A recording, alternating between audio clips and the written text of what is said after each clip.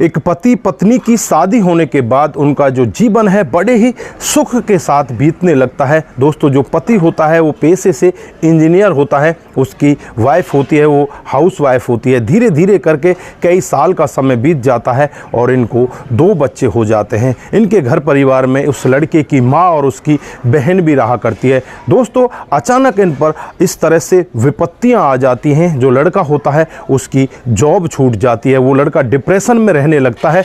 इधर जो माँ होती है और जो इस लड़के की बहन होती है अपनी बहू को ताना देने लगती हैं कि तेरी वजह से इसने जॉब छोड़ दी है, ये तेरी वजह से ही डिप्रेशन में चला गया है। दोस्तों, धीरे धीरे करके और कुछ समय बीतता है, वो इतना ज़्यादा डिप्रेशन में चला जाता है, वो घर को छोड़कर एक दिन घर से फरार हो जाता है। पूरे दिन उसका इंतजार किया जाता है, रात हो जाती है, रात तक भी वो नहीं आता। उसका जो फ़ोन वगैरह होता है वो सब घर पर ही होता है। अब उसे घर वाले ढूंढे तो कहाँ ढूंढे। दोस्तों, यहाँ पर बहुत ही ज़्यादा उनके ऊपर आपत्ति आ जाती है, इतनी सारी उनके ऊपर मुसीबतें आ जाती हैं। इधर तो घर में गरीबी आ जाती है और दूसरी तरफ जो घर का मालिक होता है, घर का मुखिया होता है, वो भी घर को छोड़कर चला जाता है। दोस्तों, यहाँ पर जो माँ और बेटी होती हैं उस बहू को इस तरह से ताने मारने लगती है कि तेरी वजह से ही हमारा बेटा भाग कर गया, तू हमारे बेटे को खा गई, तू तो बहुत बड़ी कुलिचनी है, तू तो हमारे यहाँ रहने लायक ही नहीं है।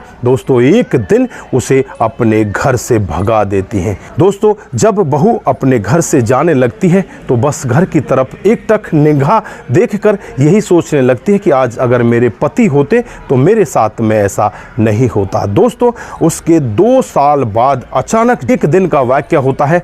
जब पत्नी अपने पति को देखती है तो बस उसकी आंखें फटी की फटी रह जाती हैं।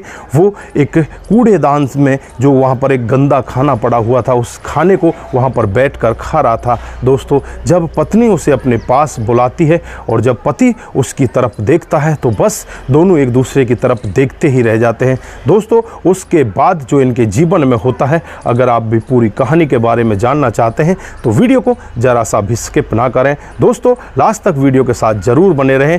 आगे बढ़ने से पहले हमारी वही रिक्वेस्ट कि जो हमारे चैनल के साथ नए हैं कृपया करके चैनल को फॉलो कर लीजिए, बेल आइकन को ज़रूर प्रेस करिए। नमस्कार, जय हिंद। आप देख रहे हैं APH न्यूज़ राहुल रावत के साथ। दोस्तों, आज की जो हकीकत की घटना आपको बताने जा रहा हूं, ये राजधानी दिल्ली की हकीकत की घटना है। यहाँ पर राजेश नाम का एक लड़का जो सॉफ्टवेयर इंजीनियर होता है, अब उसके लिए घर वालों को ज़रूरत होती है कि इसके लिए एक अच्छी सी लड़की देख ली जाए। दोस्तों, लड़की भी यहाँ पर ग्रेजुएट होती है, उसे उसके लिए पसंद कर लिया जाता है। लड़की का नाम यहाँ पर शीला होता है। दोस्तों, दोनों की बड़ी धूमधाम से शादी कर दी जाती है और शादी के बाद दुल्हन अपने घर पर आ जाती है। शीला अपने घर वालों को बड़े अच्छे से ख्याल रखती है। घर में उसकी सास होती है, उसकी ननंद होती है और खुद उसका पति होता है।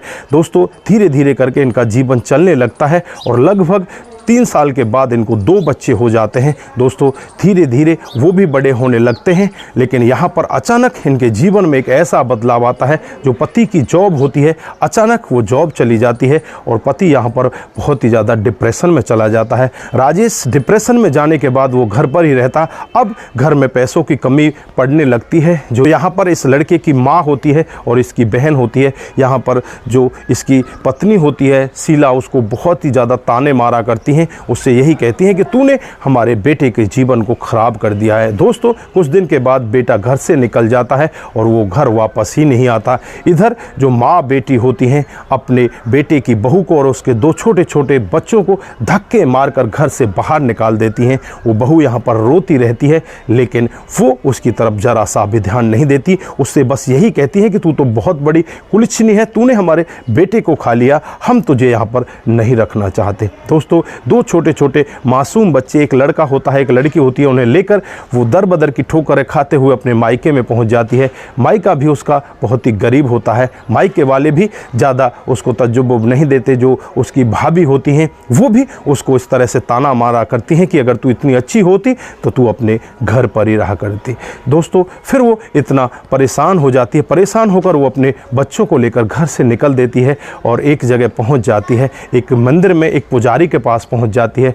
पुजारी से कहने लगती है कि बाबा क्या मुझे 2-4 दिन का यहाँ पर सहारा मिलेगा। तो पुजारी भी यहाँ पर बहुत अच्छे होते हैं, कहते हैं कि बेटा ये तो भगवान का मंदिर है, यहाँ तो हर किसी को सहारा मिलता है, आप भी यहीं पर रह सकती हो। दोस्तों 2-4 दिन तो वो वहाँ पर रहती है। वहाँ पर एक श्रद्धालु आते हैं और श्रद्धालु उस औरत को देखकर कहने लगते हैं कि आप यहाँ पर किस तरह से रहती हो, क्या आपने यहाँ पर साध्वी का भेष ले लिया है। तो वो कहने लगती है कि नहीं नहीं, मेरे 2 छोटे छोटे बच्चे हैं, मैं तो काम की तलाश में हूँ, अगर मुझे कहीं पर काम मिल जाए तो मेरे लिए बहुत बड़ी बात होगी। दोस्तों उसके बाद वो कहता है कि ठीक है, मेरे घर पर काम है, वहीं पर आप रह लेना, वहीं पर आपको खाना पीना मिल जाएगा, मेरे घर का काम काज करना है, मेरी छोटी सी बच्ची है उसको पढ़ाना लिखाना है, उसके साथ में तुम्हें उसके कपड़े धोने हैं, उसके खाने का ध्यान रखना है और उसके ट्यूशन के लिए उसे छोड़ कर आना है, ये सब काम करना है। दोस्तों वो उसके साथ चली जाती है और जाने के बाद वहाँ पर रहकर अपना कामकाज करने लगती है। जो यहाँ पर श्रद्धालु होता है वो बहुत ही अच्छा होता है।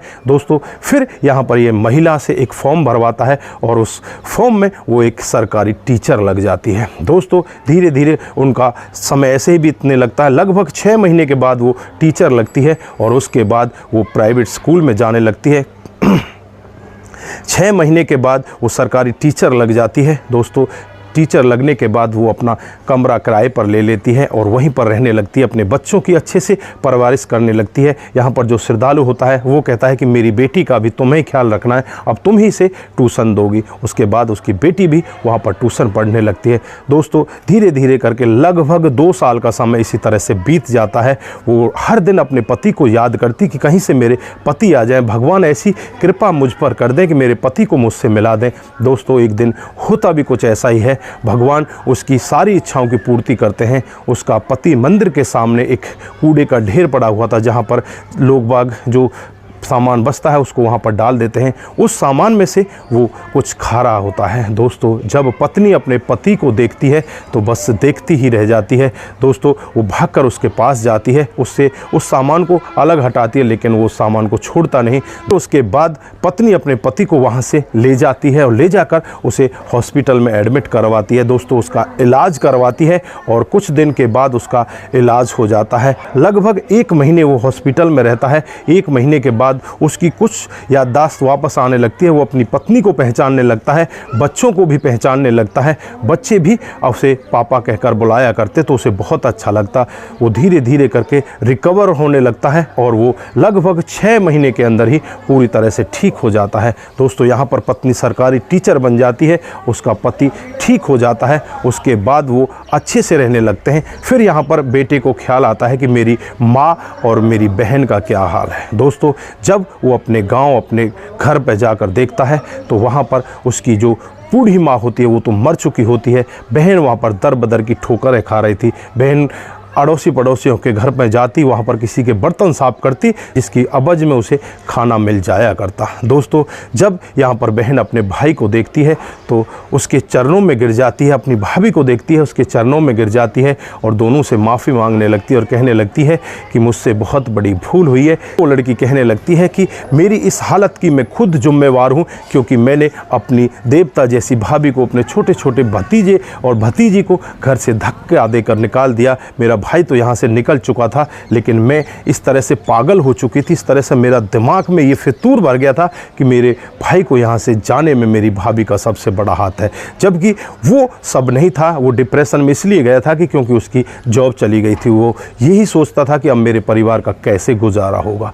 दोस्तों उसके बाद उस लड़की को भी वो अपने साथ लेते हैं, उसके कपड़ों को चेंज कराते हैं, उसे नहलाते धुलाते हैं और उसके बाद उसे अपने साथ रखने लगते हैं। दोस्तों थोड़ा ही समय बीतता है, थोड़े समय के बाद उस लड़की की भी शादी कर दी जाती है। वो भी बड़े आराम से अब रहने लगती है। दोस्तों 2015 का ये वाक़या होता है। 2015 से चलते हुए अब 2024 आ चुका है। वो परिवार बिल्कुल अच्छे से रह रहा है और पूरा का पूरा परिवार अब खुशी है। तो दोस्तों ये थी आज की हकीकत की कहानी। आप लोगों को कैसी लगी? अगर आपको ज़रा सी भी प्रभावित करती है तो दोस्तों के साथ ज़रूर शेयर करके जाएं। दोस्तों आज के लिए बस इतना ही, फिर मिलते हैं किसी नए मोड के साथ। तब तक के लिए आप अपना ध्यान रखें, अपने परिवार का ध्यान रखें, तो की अहमियत को समझें। नमस्कार, जय हिंद,